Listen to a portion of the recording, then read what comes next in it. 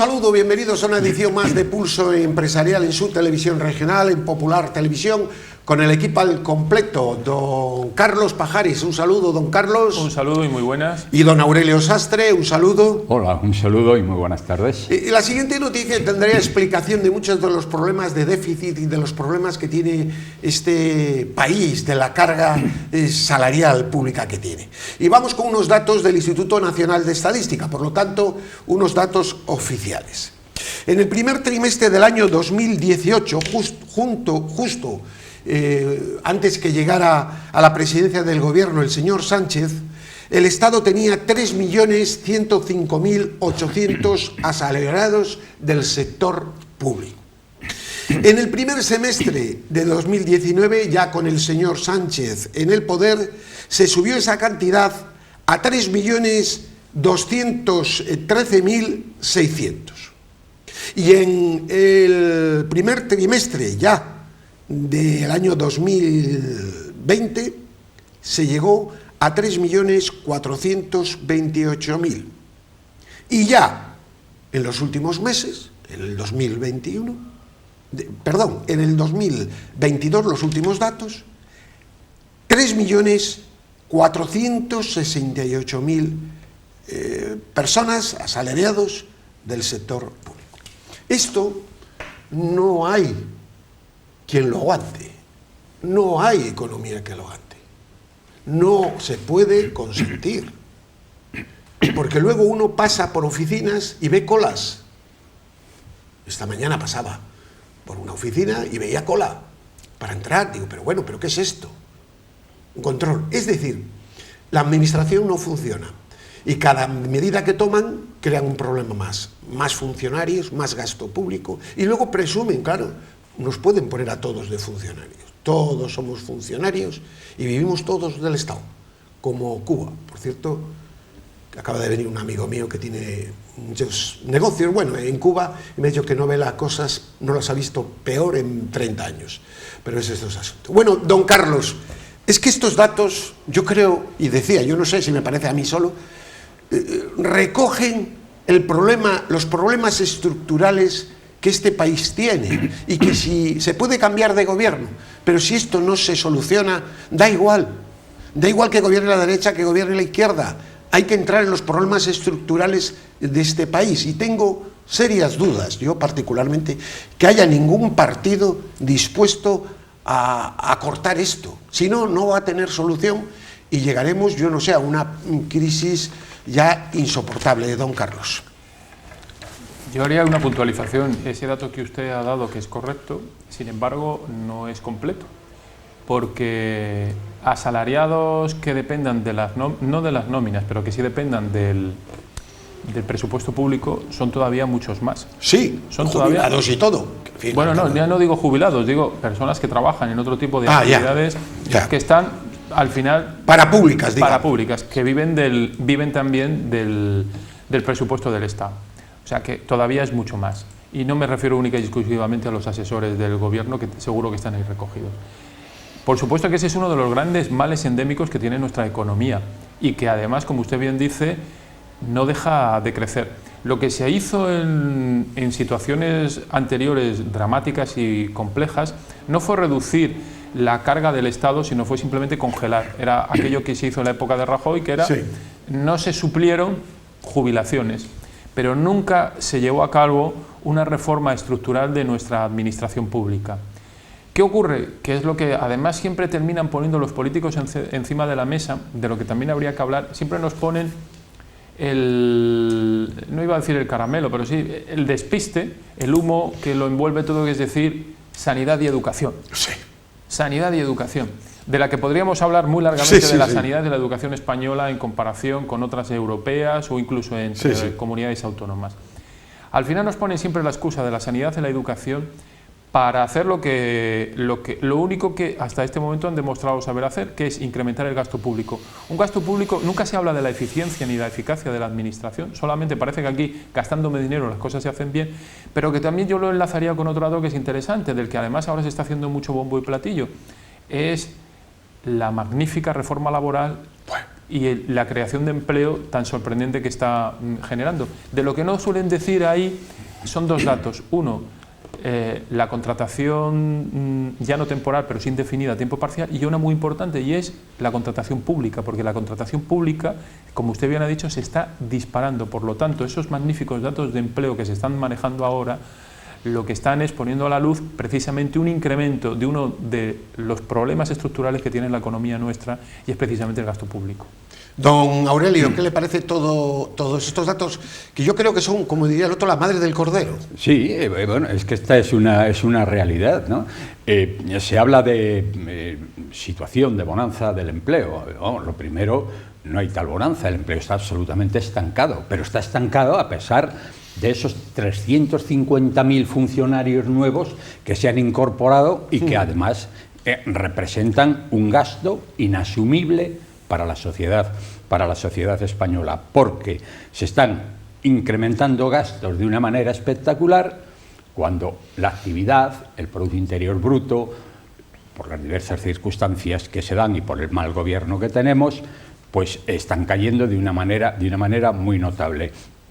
¿Que no funciona la administración? Vamos, es una realidad evidente. A mí me llamaban el otro día para decirme que están tramitando una herencia que tiene un plazo de 6 meses, 4 meses mínimo para iniciar el expediente, para enviar los certificados de nacimiento de los herederos. 4 meses la administración, y cuando se les dice, oigan, mire, van ahí a esta central de datos de Madrid. No, aquí que no venga porque aquí no hay nadie.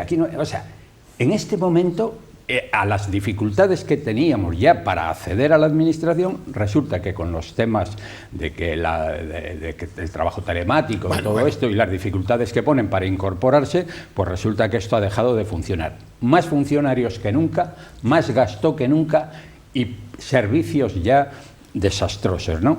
Y no se ve vía. Dice usted que los partidos no claro, van a someter. Que no lo arregla ninguno, y es cierto. No, o sea, porque es que esto sería tomar unas decisiones que le iban a montar al partido que lo tomara, unas huelgas generales. Iba a haber un ruido, salvo que los medios de comunicación cambiaran totalmente y empezaran a apoyar todo ese tipo de políticas, cosa que veo Pero esa difícil. Cirugía hay que hacerla. No, hay que hacerla, es que no se aguanta. Porque esto no se puede aguantar. Con los sindicatos ya no hay que contar nada, absolutamente para nada. El otro día se han manifestado con el gobierno, porque claro, ellos están recibiendo unas cantidades ingentes de dinero, y resulta que hoy tenemos a los sindicatos contra los trabajadores. El sindicato vertical era más digno que esto, porque el otro día les veíamos con la ministra y tal. Me acuerdo que los sindicatos verticales solo era el ministro de Trabajo. Aquí van de a 5 o 6 ministros. Bueno, voy a seguir aportando datos que son escandalosos. En España tenemos ya 71 personas inactivas por cada 100 ocupadas o en busca de empleo. Y luego España está entre los 5 países de la Unión Europea con la tasa de empleo más baja, con menos del 70% de la población de 20 a 64 años empleada. Estamos con Croacia, 68, Rumanía, Italia y Grecia, es decir, estamos con los mejores. Es decir, estos datos, que son los que se obvian, aunque estos están sacados de la prensa económica, son los auténticos problemas, no las escuchas telefónicas, que también, pero eso es de tercero lugar o cuarto. No, estos son los problemas de los que el señor Sánchez y el resto de los partidos, tampoco lo voy a culpar todo al señor Sánchez, no quieren hablar, don Carlos. No, por supuesto que no quieren hablar. Y no quieren hablar por lo que intentaba decir antes, porque al final la economía no interesa al común de los mortales, y lo único que utilizan los datos es desde el punto de vista de propaganda electoral. Lo que comentaba, al final el presupuesto público lo que sirve es para hacer política y no para hacer gestión. Y cuando tu única intención en política es mantenerte en el poder al precio que sea, pues si no tienes precio, gastas en lo que sea. Y si necesito, como decía, necesito que la reforma laboral sea un éxito en contratación indefinida, pues abro la chequera y me pongo a hacer contratos en la administración. Todo al final, desgraciadamente, lo que nos lleva y lo que nos está llevando cada día más cerca, Y bueno, cada día más cerca del momento en que además el Banco Central Europeo va a dejar de comprar deuda. Bueno, eso lo vamos a hablar que a partir de junio. Pues va a ser cuando a ver cómo empezamos a solucionar el problema. Don Aurelio.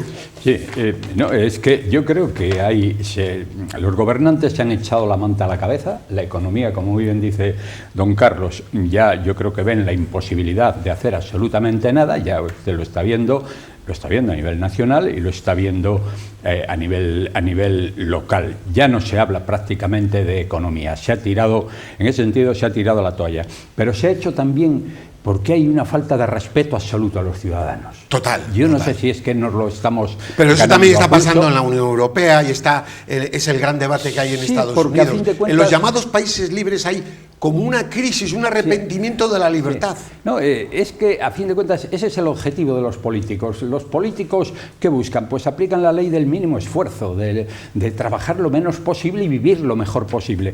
Hoy se puede decir, el otro día en una conferencia que estábamos con el presidente nacional de los gestores administrativos, dijo con toda claridad: la administración es el enemigo de los ciudadanos en este momento. Se ha convertido. Se ha convertido en el enemigo. O sea, ya pasan de eso. Pero además, con un descaro tremendo. Yo estaba viviendo en la prensa, hemos visto toda la trayectoria, todo lo que ha pasado con una empresa que podía haber sido viable, que los sindicatos se la cargaron, que eres ni hace. Luego hablamos. Bueno, No lo toque porque va a machacar el guión. Y Bueno, entonces luego le parece pues bien. como Sí, diga, como usted pues diga, mire, da igual. vamos a dar pie a lo que ha dicho de la financiación. Porque claro, la fiesta se acabó. Era una canción. El déficit. Ayer veíamos la subida de tipos del Banco de Inglaterra, hemos visto también de la Reserva Federal. Pues bien, la previsión de déficit del gobierno en los últimos 4 días ha aumentado así, de birloque, por la subida de tipos de 0,8 al 2, en 1.700 millones de euros en 4 días. 1.700 millones de euros en 4 días. Yo quisiera, la señora Calviño, que ya está entrando, que ha sido, con todo respeto, la persona, por supuesto, el bluff. Claro, pero estas son las personas que luego están en Bruselas, para que nos hagamos idea del problemón que tiene Europa. Es el bluff y la persona que más falsedades dice por minuto, más que el presidente, miente más que el presidente. Yo creo que esta señora está rayando la irresponsabilidad y pensaban que era el mirlo blanco del tema. Claro, esto no va a haber tesorería que lo aguante. 1.700 millones en 4 días por la subida de la rentabilidad, don Carlos, como usted apuntaba, del bono. Y usted también lo ha comentado. Nos dejan de comprar y subida de tipos de interés. O sea, es Claro. que la combinación es catastrófica para nuestra economía. Dice usted, yo la señora Calviño lo que creo que le ha servido al presidente es para decirle al presidente que conoce Europa y tranquilo, Pedro, que nos van a dejar, Sí. que aquí no nos van a meter mano. Y le ha servido para afianzarle en sus políticas desde el punto de vista económico totalmente demenciales. La situación, lo vuelvo a repetir, o sea, la combinación de subida de tipos de interés que se va a tener que producir, porque los norteamericanos tienen una inflación descabalgada y su manera de rebajar el consumo... 0,5 ya, sí, han subido los tipos. La más grande en los últimos 20 años. Y la tiene porque además ellos tienen una inflación que se la produce porque... Es una inflación por la compra, porque por el consumo desorbitado. Después de 2 años de la economía americana parada por la pandemia, no tan parada como la nuestra, está desbocada. Y entonces, para apagar la llama de la inflación, lo que están es subiendo los tipos de interés. Pero es que con esa subida de tipos de interés, el bono europeo, los bonos van a tener que seguir subiendo. Es inevitable, no se pueden quedar atrás. Pero es que nuestro problema de inflación, que no viene además dado por el alto consumo, porque la nuestra es una economía que está totalmente gripada y está en una situación totalmente distinta, esa combinación de tipos de interés, de subidas de tipos de interés y dejar comprar deuda con el diferencial que nos va a subir de una manera, va a hacer que... Por eso no están bajando los impuestos seguramente el señor Sánchez, porque sabe que luego no va a tener dinero para pagar absolutamente nada. Y no vamos a cambiar, además le voy a dar la palabra para no fastidiar el guión. Se ha producido esa multa famosa a Esniace por una legislación de cambio climático que es absolutamente absurda, pero es lo que está pasando en Europa. Europa hace leyes y España para fastidiar a la población. con discusiones científicas mínimas y más por caprichos. El otro día me comentaba un naviero, como el tema de los barcos con gas licuado, que ahora se encuentran que, claro, los clientes, como quieren cobrar más, no lo quieren pagar y tienen que pasar al fuel, o el gas licuado escasea. O hay un informe que el gas licuado también contamina. Es decir, esto es un engaño, es una estafa que sirve para unos pocos. Lo que se contamina realmente en Europa y en concreto en España es mínimo, 0,001. Entonces, ¿qué dejamos de comer? ¿De vivir? ¿Se pueden mandar a capas totales de la población, como luego vamos a demostrar con el sector del automóvil, al paro por el capricho de unos burócratas de Bruselas y de grupos de intereses? Porque, por ejemplo, esta multa Isniace estaba semi-muerta, pero que el gobierno ratifique esta multa de 30 y tantos millones, que es la legislación, sí, posiblemente cumpliera. A la porra esa legislación, a la porra esa legislación. Esto es un escándalo total. Es decir, se quita de comer a la gente por un supuesto cambio climático, que el cambio climático existe desde que el mundo existe. Ojo, estoy a favor del control de los plásticos, de los vertidos. Todo tiene que hacerse, por supuesto, pero muy despacio. Y además cosas comprensibles. Por lo tanto, lo que le doy la palabra a don Aurelio, porque luego eso lo vamos a unir al tema del automóvil, los planes de este gobierno, que los que nos quieren es arruinar. No tiene otra explicación. Don Aurelio. Bueno, eso efectivamente, perdón, esto que está sucediendo con Isniace hoy resulta absolutamente esperpéntico y fuera de lugar. Que un gobierno de Cantabria, que tendría que estar absolutamente preocupado por la evolución de Isniace, con 500 trabajadores que se fueron al paro por actuaciones negligentes en las que la administración no ha sido ajena. O sea, todos los problemas de Isniace no ha sido ajena a la administración precisamente por esto. Y ahora confirman una multa de 37 millones de euros que viene impuesta por el Ministerio de Transición Ecológica por razones de cambio climático, pero además una multa que está basada en el comercio de los derechos de emisión. Un comercio que ha hecho una organización absolutamente fantasma, que se han montado un negocio fabuloso con toda esta gente que vive del cambio climático y se han inventado esto, los derechos de emisión, con un precio además creciente, porque se ha multiplicado por 6 o por 8 en poco tiempo esos derechos de emisión, y ahora, después de unos años cerrada, una empresa absolutamente muerta, que la han matado, resulta que 37 millones de euros. Pero vamos a ver, ¿qué pretenden? En un momento si que soy presidente de Cantabria, ¿qué? Antes de firmar, aunque sea cumpliendo la ley, me retiro. Digo, yo no puedo hacer esto contra una empresa de mi tierra. Porque esto es como si hubieran matado a alguien. Esto es... Pero claro, a la población hay que hacerla ver que el rollo del cambio climático es pobreza y pobreza y pobreza, y beneficios para unos pocos, y luego las mentiras. Cuando el otro día tuve una oportunidad de hablar con una persona del sector marítimo un largo rato, todos estos rollos de los barcos con combustibles de tal, y cuando llegas a la verdad, estas empresas que se ponen tal, dices, sí, pero mire, le voy a facturar tanto. Ay, no. Por ejemplo, en el membrete ponen condiciones ecológicas, cumplimos todos los parámetros, no sé qué, pero mire, es que el transporte se lo hago en un buque con gas licuado. Y claro, eso cuesta un 15% más. Ah, no, es que yo tengo otra oferta que no sé qué, que no sé cuánto. Estamos viviendo la mentira. Como la mentira de don Aurelio se ha adueñado de todo, esto es lo que está costando. No, es que estos 37 millones de euros ahora a esta empresa en la situación que está, esto no está nada claro. Aquí tiene que haber un segundo plan. Aquí hay algún proyecto oculto que no pueden decir. Será ahogar definitivamente las posibilidades concursales de esta empresa.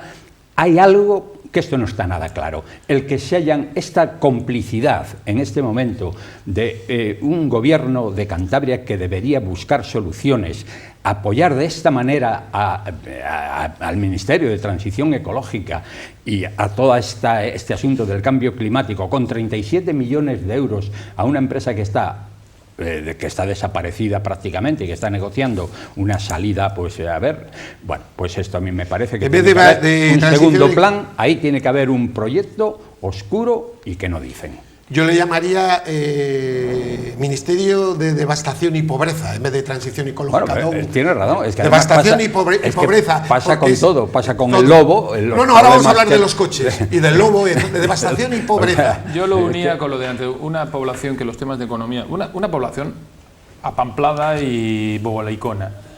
Que se cree cualquier cosa. Se cree lo que nos están diciendo. Claro, entonces, de repente, todos somos muy eco-friendly, somos muy guays del Paraguay, todo tiene que ser maravilloso. ¿Y qué ocurre con lo maravilloso? Lo maravilloso nos lleva a situaciones esperpénticas que vamos a vivir, como por ejemplo, que en las Islas Canarias parece ser que nuestros vecinos los marroquíes van a explotar un yacimiento petrolífero importantísimo prácticamente en las costas canarias, que nosotros no podemos explotar porque nuestra propia legislación nos lo impone, nos lo prohíbe. Auténticamente ridículo. Al final, si sufre alguien esa explotación, van a ser los canarios, que son los que están más cerca, pero no se van a beneficiar precisamente de la posible explotación. Decía usted Europa. En Europa son bobalicones también. Están en el rollo, pero para lo que les interesa. Porque bueno, ahí está Alemania, que está consumiendo carbón a tope. O a nuestros amigos franceses, que ahí están produciendo energía eléctrica con centrales nucleares a tope e incrementándolo. Y no hay ningún problema. O sea, es que dentro de los... Bueno, es que esto de aquí esto es como un catecismo, porque es que este gobierno es el gobierno más radical de la historia. Entonces, es incapaz de adaptarse a la realidad de la gente. No. Yo lo que creo es que en el tema de los bobalicones, como todo, y perdón por la expresión, hay niveles, y nosotros estamos en un nivel top de tontismo. Y ese nivel top tiene mucho que ver la población española, porque al final lo que decía, desgraciadamente nuestros políticos, que se mueven única y exclusivamente por supervivir en el poder, lo que hacen es tomar decisiones políticas que saben que les van a perjudicar menos, porque nuestra población, desgraciadamente, compra mejor lo de comerse el yogur desnatado que al productor lácteo le pega en una miseria. O sea, es que... Pero como estas políticas son totalmente absurdas, vamos a decir lo siguiente. Mira, otro dato. La venta de coches usados de más de 15 años supera por primera vez en el primer trimestre de este año a la venta de coches nuevos. Se han vendido unidades usadas 167.120, nuevas matriculaciones en 164.000, es decir, 3.000 vehículos más. Y ahora, ayer sale la señora Montero y dice, no, un plan para subir los impuestos a los automóviles. Es decir, la industria nacional, la industria número uno, la industria de la automoción. Luego, con la entrada en las ciudades, que a los alcaldes dicen, claro, tengo que cumplir las normas de la Unión Europea. Y al alcalde de Madrid, que yo le aprecio un montón, me cae muy bien, pero oiga, usted no discútale. Usted no puede ir contra los ciudadanos. La Unión Europea le puede decir 1000 cosas, pero hay que discutir las lógicas. Y oiga usted, y es que usted con este coche no puede entrar. ¿Cómo que no puede entrar? Entonces me deja usted de pagar impuestos. Esto es todo una falacia. Están hundiendo el sentido común a la población, están llevando a Europa a una situación término. Y yo, que me sentía profundamente europeísta, tengo una decepción por esta clase política de Europa, de un nivel, porque me cuentan cosas de Europa que son similares a las de España. Están a manos de funcionarios, de gente burócrata, y una ley tapa otra ley, hacen leyes que son contrasentido. Y dije, ¿quién mueve estas marionetas, don Carlos? No, yo iba a decir una cosa. Lo de los coches usados. Sí, voy por los coches usados, y además lo uno con la pregunta que dejaba en el aire don Aurelio con el tema de Esniace. Yo a veces, es una teoría, lo pongo encima de la mesa, simplemente como un elemento de reflexión. Esas supuestas empresas muy contaminantes, sectores muy contaminantes, o que producen cosas contaminantes como los coches, suelen ser sectores que demandan mucha intensiva mano de obra, y que cada día llega un momento en que a lo mejor se va agotando su proceso productivo, o que es más barato llevar esas supuestas compañías o industrias a países donde la mano de obra es mucho más barata. Digamos China, por ejemplo, o África. Si tú creas una norma que ahoga a ese tipo de industrias aquí, te ves abocado a cerrarlas, además en situaciones económicas muy favorables para las empresas porque la deslocalización es muy fácil. Y entonces me voy a fabricar los coches a Turquía, a China o a África. Y lo mismo me pasa con Sniace, levanto las máquinas de Sniace y me las llevo a cualquier país del tercer mundo donde la mano de obra intensiva es mucho más barata, donde produzco mucho más barato, y aquí, ¿qué he hecho? Ahogar vía legislación una industria que me va a ser mucho más fácil deslocalizar. Minuto y medio, porque va a acabar usted, don Aurelio, minuto y medio. Bueno, yo una cosa que, bueno, me gusta pegarme un poco al terreno y a la situación que nos afecta más directamente, y entonces voy un poco a la relación de los políticos con la sociedad. La mediocridad de los políticos aflora en la medida que aumenta su poder.